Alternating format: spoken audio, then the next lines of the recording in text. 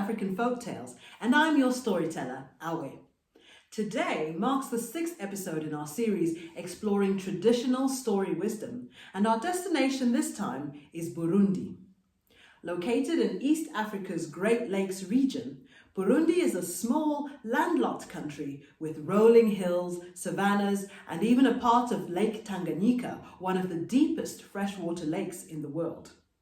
It's known popularly as the heart of Africa due to its central location on the continent. But despite its small size, Burundi boasts a rich history and many traditions, including drumming, an essential cultural art form celebrated worldwide. Now, today's tale is not for the squeamish and is a little eerie. It's a cautionary tale entitled The Talking Head. Let's hear it. Once, long ago in the heart of Burundi, a man set out from his village to attend to a matter at the king's royal palace. Now it was a long journey, and the sun was high, casting shadows on the dusty road as he walked. When he had travelled almost all of the way there and was close to reaching the place, he saw something strange that caught his eye, but he could not be entirely sure of what it was that he had seen.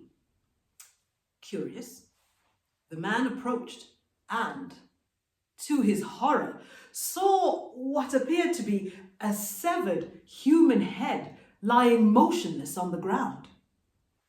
The man stopped in his tracks, his skin prickling, his mind racing with many questions. Who was this poor soul, he wondered? What fearsome beast or hideous creature might have severed his head and simply left it there? Had there been a battle? A crime committed by another person? Or was this the work of spirits? Now, as he pondered all of these questions, the man's grip tightened around his spear that he had carried with him for protection. You see, the elders had always warned of restless spirits lurking in abandoned places. Perhaps, he thought, this was a test of theirs, or else some kind of mirage brought on by his weariness on this long journey. And so, in order to prove to himself that this was not some weird, strange dream that he was having, he lifted his arms and, with a swift motion, prepared to plant his spear into the severed head to confirm that it was real. But just as he did so, to his shock, the head suddenly spoke. "Please, sir, do not harm me," it said in a haunting voice. The man stumbled back, his heart pounding. A talking head! Such a thing had never been heard of. Now, after mustering up all his courage once more, the man then spoke. "Very well, head. I will not harm you any further. But please, tell me, head, what killed you?" "I died from a man's death, but you will die from something else," the head replied. Well, this prediction was far worse than anything the man could have imagined previously. Terrified, absolutely terrified, and yet amazed, the man wasted no further time and ran away, running straight into the palace, eager to share what he had witnessed. Now, the man was so consumed with excitement and confusion that he forgot all of his other business and burst straight into the palace. There, before the king and his court, he breathlessly relayed his encounter.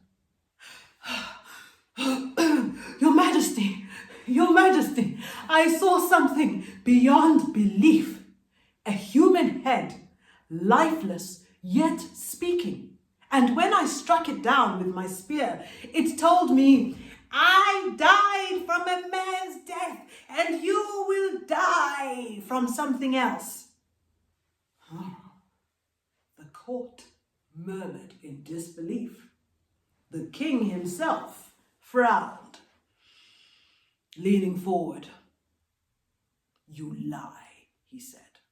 It is the truth, my king. It is the truth, the man insisted. If you don't believe me, send someone with me to see it for themselves. The king considered this and then turned to one of his most trusted advisors. You go with him and see if what he says is true. If the head does not speak, kill him at once, for I will not be made a fool of in my own court. Well, the aide, of course, did as he was told, gathered a small group of warriors, and together they all set off and followed the man back to where he had seen the head along the road. Now the road was just as he had left it, and sure enough, there was the head, still lying in the dust in the very place the man had remembered.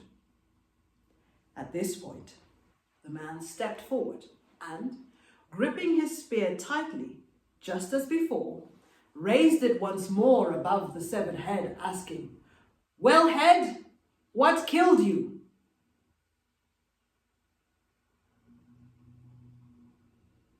Silence. The man frowned, raising his spear, and tried again, this time striking down with great effort. Head, head, what killed you? He shouted as he planted his spear down. Not a sound. The warriors exchanged glances. Some were bewildered, others bemused. Once more, the man pulled out his spear and shouted, Head! Head! Tell us then! Speak now! What killed you? But again, there was no reply. Well, having seen enough, the king's aide did not hesitate further. He raised his own spear and signaled to his warriors. You have deceived the king, he declared, and for that you must pay the price. With that, before the man could protest his innocence or argue any more, the warriors struck him down with many blows. His cries echoed once and then faded into the still air. Now, the king's aide and his warriors, having completed their mission, immediately turned away and made their way back to the palace, while the poor man lay dying in the dust. But then, just as the last breath left his body, the head spoke once more. Ah, you foolish man, it said. I told you I died from a man's death, but you are a victim of your own excitable tongue. And that is where the story ended. A fascinating story from Burundi there, with an important message. Sometimes it's better to hold your tongue than to speak loudly about things you don't understand. Well, if you've enjoyed our stories, please do like the videos, share them with your friends and family, and subscribe to Kindling so you can get all the latest episodes. Until next time, remember, the wisdom of the ancients lives on in every tale we tell.